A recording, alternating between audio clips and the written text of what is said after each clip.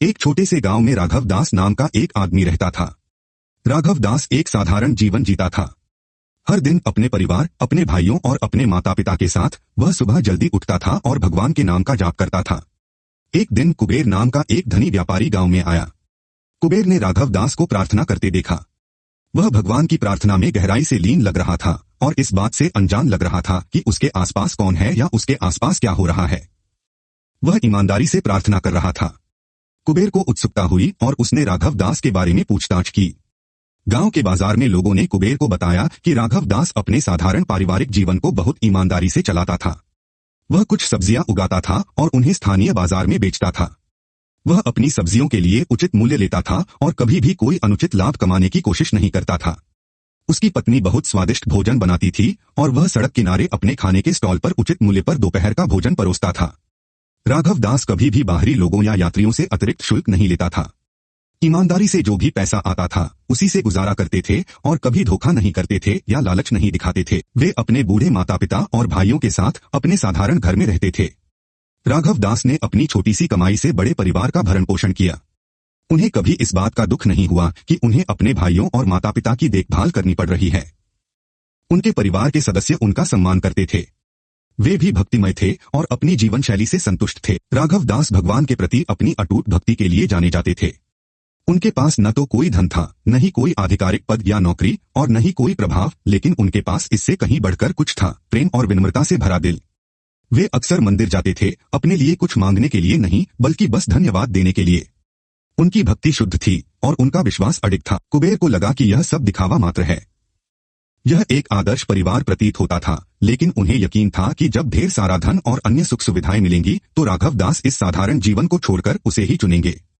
कुबेर ने राघव की भक्ति की परीक्षा लेने का फैसला किया। व्यापारी कुबेर राघव दास के घर गए और उन्हें एक बड़ी रकम भेंट की। कुबेर ने राघव दास से भगवान की पूजा करने और उनकी ओर से कुछ प्रार्थना करने के लिए कहा, ताकि भगवान प्रसन्न हो और कुबेर को और अधिक धन का आशीर्वाद दें। राघव दास ने विनम्रतापूर्वक कुबेर को मना कर दिया। कुबेर ने सोचा कि राघव दास इसलिए मना कर रहा है क्योंकि उसे यकीन नहीं था कि उसकी प्रार्थनाएं काम करेंगी या नहीं। उसने कहा, राघव दास, चिंता मत करो।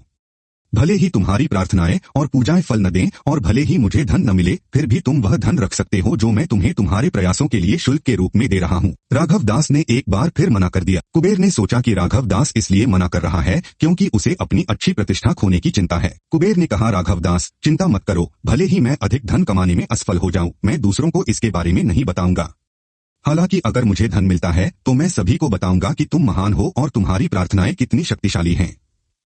लोग इसके लिए तुम्हारी प्रशंसा करेंगे और मैं जो धन अर्जित करूंगा उससे तुम्हें और धन दूंगा। राघव दास ने मुस्कुराते हुए विनम्रता से उत्तर दिया, मैं व्यक्तिगत लाभ के लिए प्रार्थना नहीं करता बल्कि केवल ईश्वर के प्रेम के लिए करता हूँ।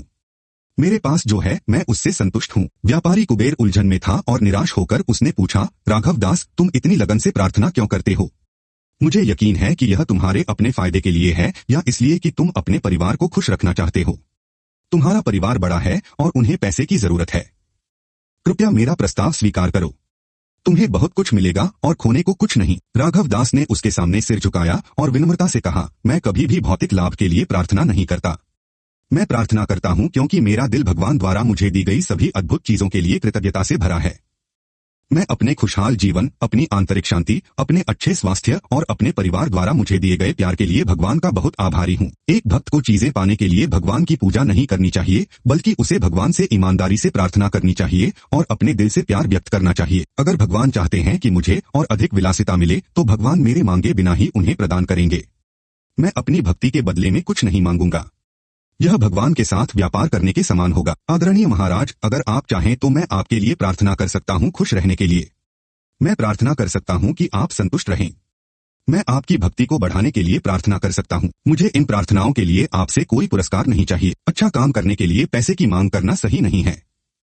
हम पैसे के लिए अपने मूल्यों से समझौता नहीं करेंगे। भगवान मुझे और मेरे परिवार को वो सब देंगे जिसकी हमें जरूरत है। भगवान जानते हैं कि मेरे लिए क्या सबसे अच्छा है। धनवान कुबेर ने उन्हें धन्यवाद दिया और फिर गांव छोड़ दिया। कुबेर को एहसास हुआ कि असली धन सोने और रत्नों में नहीं बल्कि भक्ति और कृतज्ञता की पवित्रता में निहित है। राघव दास ने अपनी सादगी और विनम्रता के शानदार उदाहरण से कुबेर को भक्त के जीवन का सही अर्थ दिखाया था।